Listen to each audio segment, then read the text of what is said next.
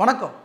தேர்தலும் திரையும் நிகழ்ச்சியில் இன்னைக்கு நாம் பார்க்க போகிற படம் இயக்குனர் மணிரத்னத்தோட இயக்கத்தில் மோகன்லால், பிரகாஷ்ராஜ் நடித்து வெளியான இருவர் படத்தை பற்றி தான் பார்க்க போகிறோம்.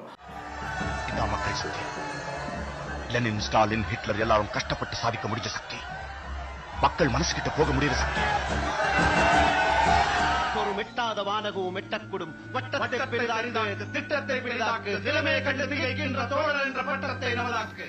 தமிழ்நாட்டில் இரண்டு மிகப்பெரிய ஆளுமைகள் யாருன்னா, ஒன்று கலைஞர் கருணாநிதி, இன்னொன்று டாக்டர் எம்ஜிஆர் அவர்கள்.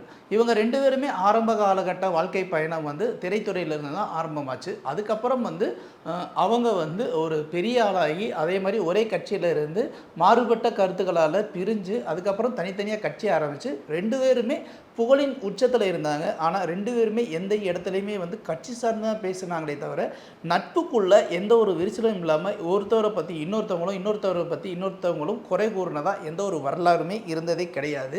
இதை மையமாக வச்சு எடுக்கப்பட்ட படம் தான் இருவர். இந்த படத்துடைய கதைப்படி பார்த்திங்கன்னா மோகன்லால் எம்ஜிஆர் கதாபாத்திரத்திலும் பிரகாஷ்ராஜ் அவர்கள் ஒரு வசனகர்த்தாவாகவும் நடிச்சிருப்பாங்க. ஸோ இவங்களுக்குள்ள இருக்கிற அந்த பர்சனல் ரீசன்ஸ், அதே மாதிரி அவங்க ரெண்டு பேர்த்துக்குள்ள அரசியல் காழ்ப்புணர்ச்சி, அதே மாதிரி இதில் முக்கியமாக அண்ணா கேரக்டரில் நடித்த நாசர் அவர்கள் எப்படி ஒரு திரையுலகத்தினரை தன்னுடைய அரசியலுக்காக பயன்படுத்திக்கிறாரு அப்படிங்கிற அந்த சூட்சுமம், இது எல்லாமே படம் முழுசும் வெளிப்பட்டிருக்கும்.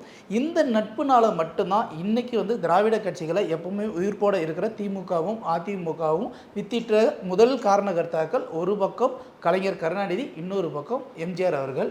ஸோ இந்த தேர்தல் காலகட்டங்களில் இருவர் படம் எல்லாராலையும் பார்க்கக்கூடிய ஒன்றுன்னு நாங்கள் சஜஸ்ட் பண்ணுவோம்.